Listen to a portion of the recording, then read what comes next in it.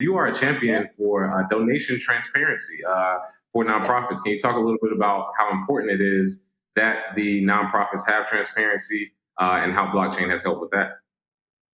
Absolutely. I think I'm a champion for transparency all around wherever we can get it.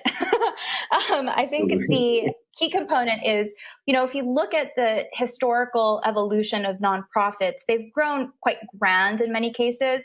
And so we've sort of landed in 2021 at what we see as two different layers of nonprofits. One are the major huge umbrella organizations. They do work globally, and then we've got like really really local on the ground communities. And there are some, sure, that lie in between that, but we see that the ones with great success on either revenue and donation generation, or the ones that are high impact, are the big ones and the small ones. Unfortunately, what we've also seen throughout time is that as they grow and grow and grow, they become, possibly heavy bureaucracies. There have been questions about, dollar for impact in terms of how much of the dollar that you donate is actually going to the impact versus the heavy bureaucracy and the operational factors.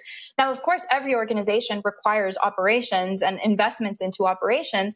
That said, if you are, an organization that is promising to deliver on certain impacts, but only a small percentage of what donors are actually giving ends up there, then there's a very big question about trust. And there's a very big question about return on impact. And if I'm choosing to donate a certain amount of my income a year, then I want to spend it where impact is really being returned.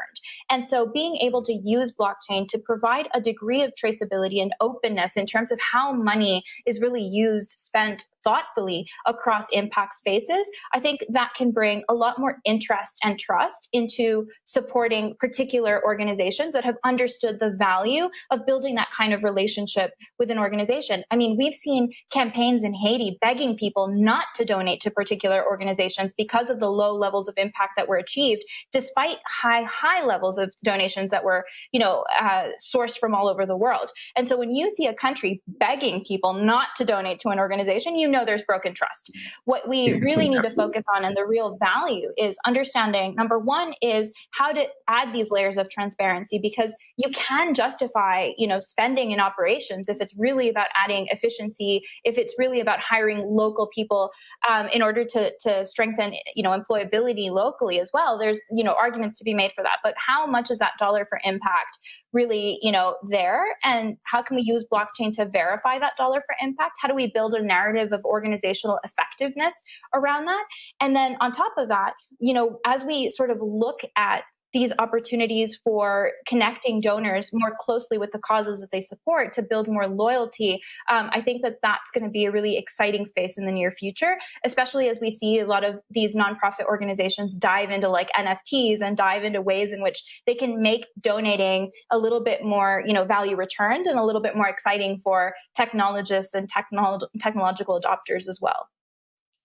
Oh yeah, and it's great to hear from someone who's deep in the space, because a lot of people don't realize what you just said about nonprofits. There are a lot that they line their own pockets, and they give them a little crumbs, but they take most of the bread themselves. So I'm glad that you pointed that out, because donation trust is an issue.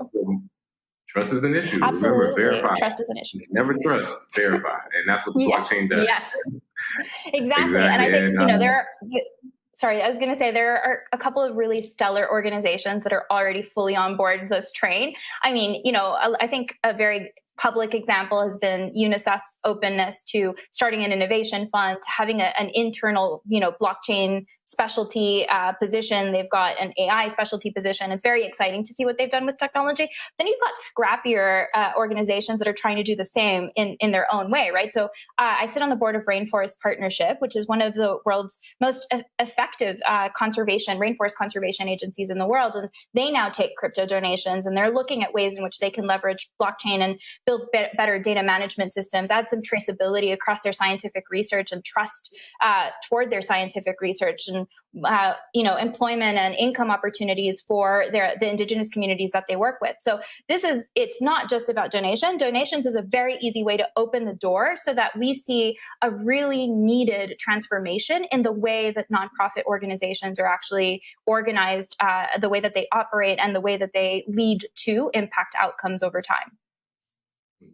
Oh yeah, and you love to hear again, because long term, I think this is the way to go. Honestly, I don't think there should be any charities without blockchain or without a trust system at a certain point. I mean, we Agreed. have to be able to see it. So I love that strategy. And of course, I do want to get into another use case for blockchain. Yeah. Reliable land registries. Can you tell us a little bit about Yeah. that? How farmers can use reliable land registries and blockchain as a use case? Yeah, I have a love-hate relationship with this use case because it's really, really important to think about design and to think about how it's going to be implemented.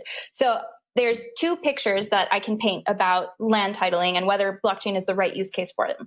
The first is, this notion that the government can take its national land registry and put it on a blockchain. And to do that, they need to send these surveyors out and they need to figure out how to map the land. And, there's some land that's like, not owned by anyone in theory for now. There's like reserved land that belongs to like UNESCO protected areas or, national treasures, national parks and things like that. So looking at how land is currently structured in a country and then having this be an initiative that is run by the land titling authority within a country.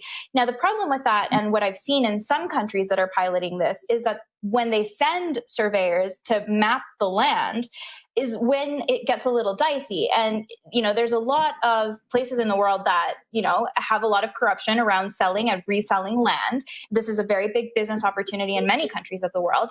And so if you allow the blockchain input and the first steps and the genesis of the system to be guided by new mapping and surveying, we run into a lot of conflict around who owns what land.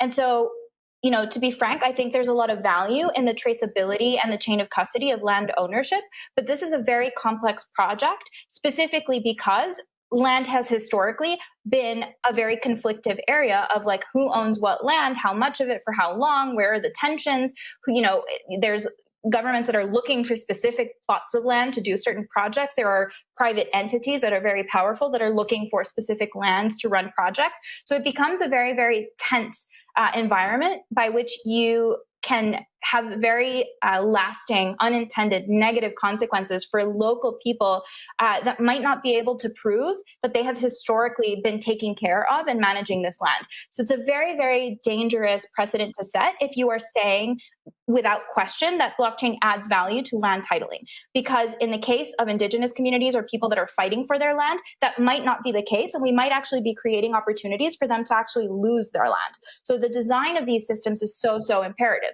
Now, on the bright side, there are approaches to land titling that are very ethical and responsible. And so, some of our work in Uganda with Penta Network has been, they are already organized. Like, even when communities have no technological adoption or low technological infrastructure, they operate. Like, they have economies, they have, ways to organize and structure themselves as a society as well. And we need to respect these communities. And so when you go in and you don't bring in the surveyors, but rather you allow the community to draw its own maps based on the way that it has been organized, then you open the door for making sure that those voices and that heritage and like history of land ownership is respected. And so, that's exactly what we've done in Uganda. We've worked to specifically preserve community organized land and issue that as the claim, as opposed to sending, surveyors to redraw any lines. And I think that's worked out pretty well.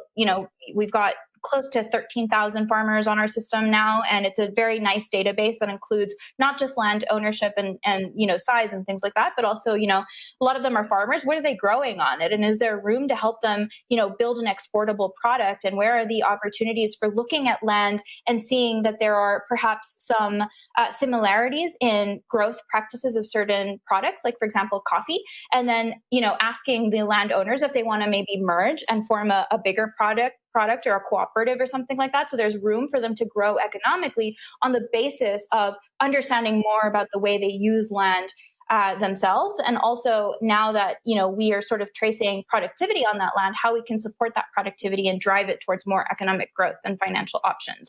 But it's really in the design. And I think as a humanitarian and also as just someone that thinks about community and impact across blockchain, the question is not just, is blockchain value add, but also rather, how is the design and implementation of this system and the solution going to drive equity in, the outcome of the project?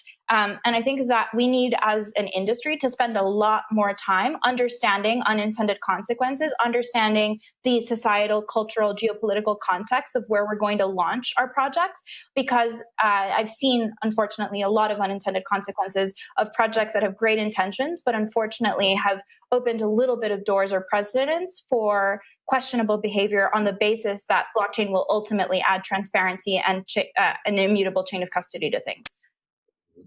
Oh yeah. So is it safe to say at this point we just want our regulators to not mess us over anymore? Is that the I main mean, thing? there's Hey man, no. we're trying to build something new. If you're trying to hide something, hey man, we'll leave it in the past. We're Yeah, trying to move the blockchain. Is yeah. that safe to say? Because I mean, we can there's boast no. of the use case, but we understand the politics, right?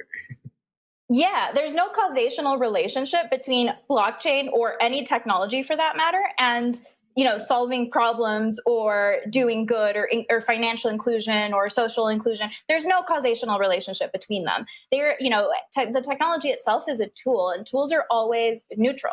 They can be used for good, they can be used for bad, and it really, really just relies on the design and the implementation plan for what you're doing. And a lot of that is also like the way that you structure your team, and if there's diversity within your team and a local community voice within your team that is not sort of intimidated for speaking up about things that they need to consider and protect. And so I think I agree with you completely. This is a very important factor, and it can have a very big impact on how the community responds to the solution, and also what good it will do in the long term, what that efficacy for impact will be.